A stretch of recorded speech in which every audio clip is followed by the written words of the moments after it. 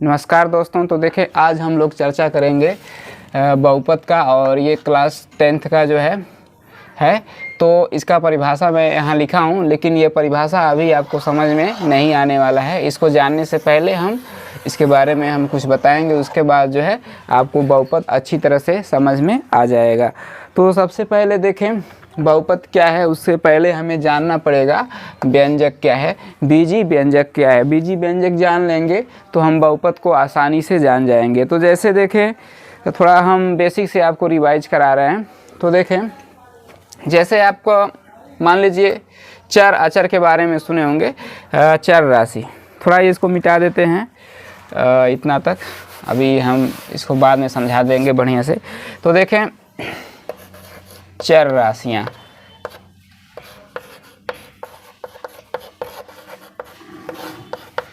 चर राशियाँ जैसे हम क्या कहते हैं, चर राशियाँ वे राशियाँ होती हैं जिनका मान क्या होता है, बदलता रहता है।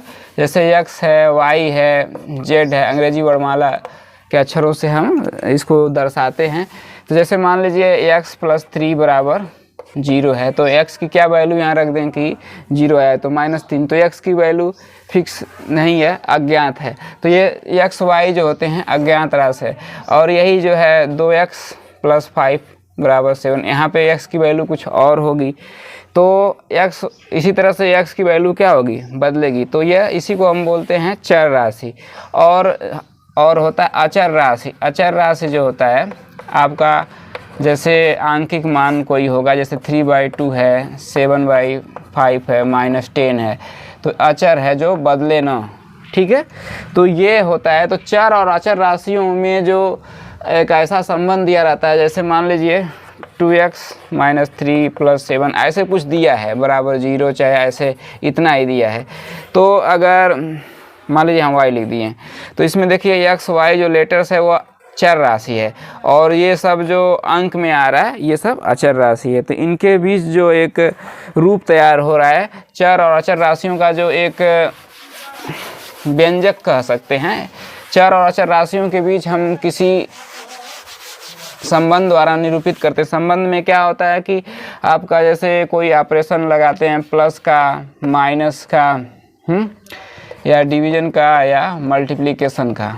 तो जब चर और अचर राशियों को हम एक कंबाइन फॉर्म, ठीक है, वैसे निरूपित करें, ये प्लस माइनस और ये डिवीजन गुणा के रूप में कुछ ऐसा तैयार करें, जैसे ये 3x / 2 + 3 ऐसे कहीं लिखा रहे, तो देखिए चर राशि है ये, सॉरी अचर राशि है, चर राशि है। और ये सब क्या है, अचर राशि हैं। और उनको किस से जोड़ रहे हैं, प्लस से जोड़ रहे हैं, यहाँ भाग कर रहे हैं। इस तरह का अगर कोई एक्सप्रेशन प्राप्त हो, एक्सप्रेशन का मतलब व्यंजक, इसी को बोलते हैं व्यंजक। यानी कि जब हम किसी मतलब चर और अचर राशि को गुणा, भाग या माइनस द्वारा हम जोड़ते हैं, घटाते हैं, कुछ इस तरीके से हम दिखाते हैं, तो उसको हम क्या बोलते हैं, व्यंजक बोलते हैं। तो ज़्यादा व्यंजक का डेफिनेशन नहीं देना है हमें, बस आपको एक आइडिया दे रहा हूँ, उसको आप व्यंजक कैसे कहेंगे। तो व्यंजक में जो होते हैं ये आपको समझ में आ गया होगा। तो उसी तरह से अब हम पढ़ेंगे बहुपद क्या है। तो देखें बहुपद, तो हमारे पास एक बीजी व्यंजक मान लीजिए हमारे पास है। जैसे मान लीजिए x² + 5x + 6, ऐसे हमारे पास एक बीजी व्यंजक है। तो देखें, तो इसमें चर राशि क्या है, आपका x है, यहाँ भी x है, तो चर राशि x है। तो ये एक बीजी व्यंजक है, इसमें प्लस से इनको कनेक्ट किया गया है, जोड़ा गया है। तो ये एक बीजी व्यंजक है। तो इसको बहुपद तब कहेंगे जब इसमें जो चर राशि है उसकी घात जो क्या होनी चाहिए, इसका जो पावर है, यानी इसको n से दिखाया गया, तो 0 1 2 3, यानी एक पूर्ण संख्या के रूप में होना चाहिए। 0 1 2 3 4 5 क्या है, पूर्ण संख्या है, नॉन नेगेटिव इंटीजर कह सकते हैं, ठीक है। तो ये बात समझ में आया। तो इस तरह से तो किसी भी मतलब कह सकते हैं बीजी व्यंजक जिसका घात जो हो मतलब 0 1 2 3 4 5 में से ऐसे कोई हो उसको हम बहुपद बोलेंगे जैसे। लेकिन अगर x पे पावर 3 2x + 7 ऐसे लिखा है तो ये भी क्या है, ये जो है बहुपद है। किस चर राशि में, x चर राशि में। अगर y के फॉर्म में दिया रहे 3y + 7 तो ये भी क्या है, ये बहुपद है। इसमें घात क्या है, 1 है, तो ये बहुपद है। लेकिन अगर x पे पावर -3/2 + 7x ऐसे दिया है तो ये बहुपद नहीं है। जो इसमें घात है, पावर है चर राशि पे, वो क्या है, निगेटिव में है और फ्रैक्शन भी है, तो ये क्या है, बहुपद नहीं है। जैसे √x + 5x + 6 ये भी बहुपद नहीं है, क्योंकि √x का मतलब होता है पावर हाफ, यानी इस x पे पावर कितना है 1/2, तो ये भी बहुपद आपका नहीं है। तो आप समझ में आ रहा होगा, बहुपद होने के लिए क्या होना चाहिए, कोई एक बीजी व्यंजक होना चाहिए जिसमें जो बीजी व्यंजक में जो चर राशि है उस पे जो घात होनी चाहिए आपका पूर्ण संख्या में होनी चाहिए, चाहे 0 1 2 3 4 5 में से कोई भी आपका होनी चाहिए, तो वह जो होगा आपका बहुपद बनाएगा। तो जैसे एक बड़ा सा बहुपद हम लिख के समझा रहे हैं, उस पर थोड़ा ध्यान से विचार करेंगे तो आप लोगों को अच्छी तरह समझ में आएगा। जैसे मान लीजिए हमने 7 लिख दिया, 3x + 8 कुछ इसी जैसा दिखा रहा है, 8x² 6x पे पावर 3, नहीं 7x लिख दे रहे हैं, 7x पे पावर 3 लिख दे रहे हैं ऐसे। तो देखें ये इसमें चर राशि क्या है, x है, ठीक है।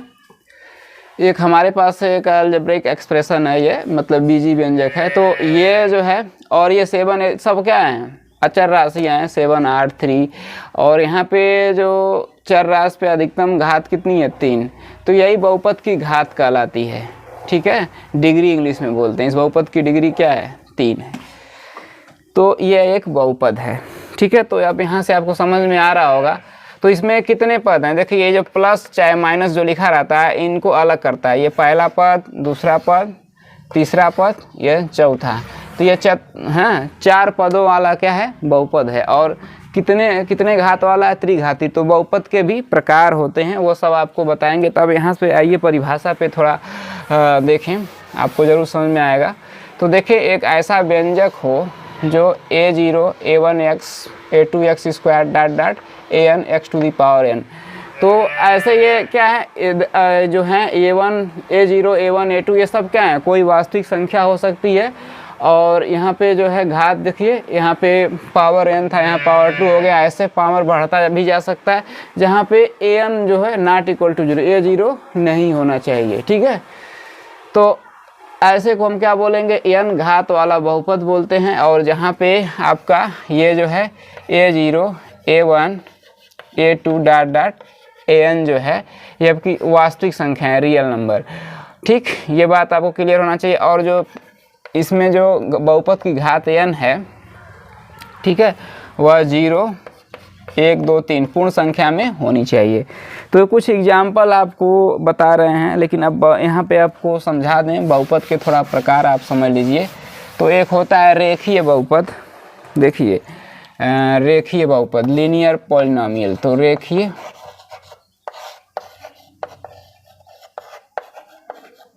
जैसे मान लीजिए 3x + 2 = 0 लिखा है, तो इसमें जो है कितने पद हैं, 1 और 2 पद हैं, ठीक है, द्विपदी बहुपद है। लेकिन ये रेखीय बहुपद है क्योंकि इसमें जो पॉलिनोमियल है, सॉरी जो बहुपद की घात है वह कितनी है, यहाँ पे पावर n जो है बहुपद की घात जो है 1 है, यानी x पे पावर क्या है 1 है, ठीक है। लेकिन अगर कहीं ऐसे लिखा हो 3x² + 5x + 6, ये अगर बहुपद के आगे 0 लगा देंगे तो यह बहुपद जो है समीकरण भी बन जाएगा, लेकिन 0 नहीं लगाएं तो देखें तभी ये क्या है, रेखीय बहुपद है। तो अब देखें ये इसमें जो है घात कितनी है, चर राशि पे, ठीक है, चर राशि पे जो घात है अधिकतम 2 घात है, तो 2 घात वाला द्विघाती बहुपद कहलाएगा, ठीक है। अगर इस पे 3 घात रहेगा तो त्रिघाती बहुपद होगा। और यहाँ आपको बता दें x की जगह कोई भी हम वेरिएबल चर राशि जो है y z कुछ भी ले सकते हैं। तो इतना कभी कभी जैसे मान लीजिए देखें तो इसको px के रूप में क्यों दिखाते हैं, जैसे मान लीजिए यहाँ पे पी फॉर जो होता है पॉलिनोमियल यानी बहुपद होता है, और इसमें जो चर राशि है जो वेरिएबल x है तो इसलिए px के फॉर्म में दिखाते हैं। अगर ऐसे लिखा रहता है यही 3y² प्लस 5y प्लस 6 तो इसको हम py के रूप में दिखाते हैं। इतना बड़ा लंबा ना करके हम p फॉर पॉलिनोमियल py से दिखाते हैं, तो इसी बात को हमने py से दिखाया है। बहुपद एक्चुअली में यही है, बस उसका एक ये सिंबल है दिखाने का, यानी y लिखा है तो इसका मतलब अगर मान लीजिए gx लिखा है, gx एक बहुपद है, तो हम दिखाएंगे कि जो भी पॉलिनोमियल होंगे, ठीक है, उसमें वेरिएबल x होगा, लेकिन p से दिखाना अच्छा रहता है। तो अगर हम pt दिखा दें ऐसे पॉलिनोमियल pt, तो जो भी हम पॉलिनोमियल बनाएंगे t के फॉर्म में, जैसे मान लीजिए t² प्लस 5t ऐसे कुछ भी दे दिया तो ये पॉलिनोमियल होगा। तो पॉलिनोमियल में बहुत से पद हो सकते हैं। तो पॉलिनोमियल जो होता है रेखी पॉलिनोमियल, द्विघाती पॉलिनोमियल, त्रिघाती, चतुर्घाती, पंचघाती, ऐसे बहुत हो सकते हैं। तो हमें फ़िलहाल द्विघाती तक पढ़ना है। लेकिन अब इसमें आए जो मेन टॉपिक है, इसमें जो सवाल पूछता है, जहाँ से हमारा सिलेबस शुरू होता है क्लास 10th का, बहुपद के शून्यक क्या हैं। ठीक, जैसे हम एक रेखी बहुपद लें x + 2 = 0, इसमें दो ही पद हैं, 1 और 2, ठीक है, 0 नहीं लिखेंगे, सॉरी, x + 2 है, एक बहुपद है। तो ये बहुपद है तो हम इसको px बराबर दिखा दें, px बराबर x + 2 एक बहुपद है। तो इसका शून्यक क्या होगा कि मतलब इस बहुपद में यह वेरिएबल यानी x की वैल्यू क्या रखें कि ये जो है px की वैल्यू 0 हो जाए, यानी पूरा ये टर्म जो है 0 बन जाए। तो देखें अगर हम x बराबर -2 रख दें तो -2 + 2 क्या हो जाएगा, 0 हो जाएगा। यानी कि x बराबर क्या रख रहे हैं, -2 रख रहे हैं, तो यानी इसमें जहाँ जहाँ x है -2 रखेंगे तो 0, तो यानी -p2 क्या = 0। तो हम x की वैल्यू रखें ना, यहाँ x है ना, तो x बराबर -2 पर ये जो है px बराबर जो है 0 आ रहा है, ठीक है, यानी कि यहाँ 2 रखेंगे तो होगा 0 आपका। तो x बराबर -2 जो है आपका क्या है, इस बहुपद का, चाहे px कहें चाहे x + 2 जो बहुपद है, इसका एक शून्यक कहलाएगा। यानी कि जो चर राशि है वह चर राशि की एक ऐसी वैल्यू, ऐसा मान जब हम उस बहुपद में रखें चर की जगह, ठीक है, वेरिएबल की जगह, तो शून्य प्राप्त होने लगे तो उसका बहुपद का मतलब शून्य कहलाता है। तो एक बात यहाँ पे ध्यान देनी आवश्यक है कि अगर एक घाती बहुपद है यानी रेखी बहुपद है, ठीक है, तो उसके एक शून्यक प्राप्त होंगे। लेकिन अगर कहीं ऐसे लिखा है x² + 5x + 6 = 6, देखो x² + 5x + 6 ऐसे, अभी 0 के बराबर नहीं करेंगे, वो क्वाड्रेटिक इक्वेशन यानी द्विघाती समीकरण बनेगा, आगे चल के हम लोग पढ़ेंगे। फिलहाल इस चैप्टर में 0 के बराबर नहीं करना है। तो देखें यहाँ पे द्विघाती बहुपद है, तो यानी कि वेरिएबल x की दो ऐसी वैल्यू मिलेगी, जब इसमें रखेंगे तो पूरा टर्म 0 होगा। तो x की कुछ वैल्यू ऐसी होगी जब रखेंगे तो 0 होगा, फिर दूसरा वैल्यू रखेंगे तब भी 0 आपका मिलेगा, ठीक है। तो वो दो इसके शून्य प्राप्त होते हैं। तो चलिए चेक करते हैं। अगर हाँ ये बता दें, अगर यहाँ पे 3 घात हो जाए, ऐसे कुछ भी दिया रहे, तो इसके 3 वैल्यू मिलेंगे, जब इसमें रखेंगे तो 0 होगा, तो वो तीनों इसके शून्य कहलाएंगे, ठीक है। तो चलिए इसको थोड़ा समझा जाए, द्विघाती बहुपद को समझा जाए। आज ऐसे ही इंट्रोडक्टरी पार्ट है, बढ़िया से समझना है, उसके बाद सवाल लगेंगे। तो देखें x² + 5x + 6, मान लेते हैं हमारे पास एक द्विघाती बहुपद है जिसकी इस बहुपद की जो घात कितनी है, 2 है। तो इसका हमें शून्यक प्राप्त करना है, ठीक है। x की क्या वैल्यू इसमें रख दी जाए कि यह टर्म 0 हो जाए। तो एट रैंडम हमें तो याद है, चेक कर सकता हूँ, ठीक है। तो चेक करते हैं और उसके बाद कैसे शून्यक को निकाला जाता है ये भी बताएंगे, और वही तो मेन सवाल भी है हमारा। तो देखें अगर हम x बराबर -2 रख दें, ठीक, तो चलिए जहाँ जहाँ x है -2 रखें, तो यहाँ 2 का square plus 5 into minus 2 plus 6 solve करते हैं इसको। 4 माइनस 10 प्लस 6 तो माइनस 6 प्लस 6 यानी कि 0, यानी कि x बराबर -2 इस बहुपद का यानी इस px का चाहे एक्स स्क्वायर प्लस 5 प्लस 6 का क्या है, एक शून्यक है। दूसरा शून्यक x बराबर -3 हमें याद है कैसे निकलता है, इसको भी अभी सिखाएंगे, फिलहाल अभी चेक कराते हैं। -3 रखें तो देखें जहाँ x है वहाँ -3 रखा जाए, तो -3 का स्क्वायर प्लस 5 गुणे -3 प्लस 6, तो देखें ये 9 हो गया और -15 और प्लस 6, तो यहाँ भी घटाएंगे तो -6 प्लस 6 इक्वल टू 0। तो ये बहुपद क्या हो गया, पूरा टर्म जो हो गया 0 हो गया। तो यानी कि x बराबर -3 भी इसका क्या एक शून्यक है, x बराबर -2 भी इसका शून्यक है, यानी 2 जीरोज प्राप्त हुए हैं, 2 शून्यक। तो अगर द्विघाती बहुपद है तो 2 शून्यक प्राप्त होंगे। अब देखें शून्यक कैसे निकाला जाता है, तो आइए ये मेन टॉपिक है आपका, मेन चीज़ें निकालने को आता है। तो बहुपद के शून्यक ज्ञात करना, तो एक हेडिंग बनेगी बहुपद के शून्यक, द्विघाती बहुपद का शून्यक ज्ञात करना, ठीक है। बहुपद के शून्यक ज्ञात करना, ठीक।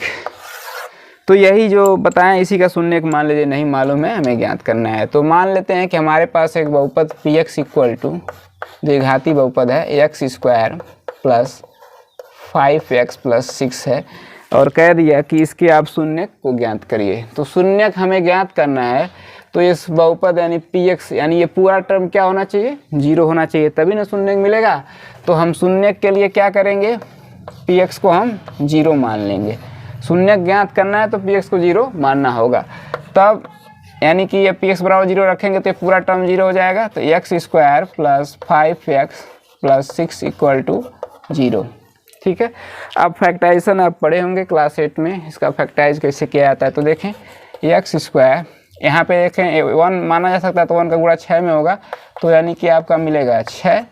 तो हम ऐसा 2 नंबर ढूंढेंगे, अगर यहाँ प्लस है तो ऐसा 2 संख्या ढूंढेंगे कि जिनका जोड़ने पे 5 आया और गुणा करने पे 6 आया। तो जैसे देखिए 3 2 5 आता है और 3 गुणे 2 करेंगे 6 आता है। ये फैक्टराइजेशन का थोड़ा मेथड है। तो यहाँ पे 5 की जगह हम 3 2 लिखेंगे तो 5 हो ही जाएगा, अब प्लस 6। अब इसी को फैक्टराइज करेंगे तो एक्स स्क्वायर इक्वल टू ये एक्स का गुणा होगा तो 3x plus 2x plus 6 equal to 0, ठीक है, ध्यान दें। तो यहाँ पे x कामन ले लें तो x प्लस यहाँ पे 3 मिलेगा, और यहाँ पे आप 2 कामन ले लेंगे तो भाग देंगे तो यहाँ भी मिलेगा, यहाँ सेम जो मिला है मिलना चाहिए, बराबर 0। अब देखें x प्लस 3 यहाँ है, तो यहाँ पे x प्लस 3 कामन ले लें तो यहाँ पे आपका क्या बचा, x, और यहाँ प्लस 2 बचा, और इसको भी हम ब्रैकेट में रख देते हैं, बराबर 0। अब देखें ये जुड़ करके एक संख्या दे रहा है, जुड़ करके एक संख्या दे रहा है, मतलब कोई चीज़ एक टर्म है। तो 2 चीज़ों का आपस में जब गुणा होगा तो 0 हो रहा है, यही ना। तो ये तभी संभव है, जैसे मान लीजिए a इंटू बी बराबर 0 है, तो ये तभी संभव है कि या तो a की वैल्यू यहाँ 0 से गुणा कर दी जाए, या तो b की वैल्यू 0 गुणा कर दिया जाए तब 0 मिले, या तो दोनों 0 हो तब ना 0 आएगा। जैसे a की वैल्यू 2 गुणे 0 तब 0 मिलता है, यानी a की वैल्यू 2 हो अब b की वैल्यू 0 हो, या तो दोनों 0 हो। तो ये बात समझ में आ रही है। तो अगर ऐसा कहीं है तो ये बारी बारी क्या करते हैं, हम करते हैं 0। तो अब यहाँ लिखेंगे या x प्लस 2 इक्वल टू, अगर हम 0 लेते हैं तो x बराबर 2 इक्वल टू 0, तो x की वैल्यू आपकी क्या मिलेगी, -2x शून्य जैसे मिला था ये निकाल लिया। या अगर हम x प्लस 3 बराबर 0 लेते हैं तो x की वैल्यू -3 आएगी, यहाँ पर पक्षांतर हो जाएगा। तो देखें इस तरह से इसके 2 शून्यक हम प्राप्त कर सकते हैं। तो किसी का भी शून्यक निकालते समय हम ये उपयोग करते हैं। सबसे पहले क्या करते हैं, उस पॉलिनोमियल को शून्य के बराबर मान लेते हैं, शून्य के बराबर मान लेते हैं, उसके बाद उसको हम फैक्टराइज करते हैं, तब जाके उसके शून्यक प्राप्त हो जाते हैं। एक सिंपल सा क्वेश्चन है, एक अगला क्वेश्चन और लगाने की कोशिश करते हैं।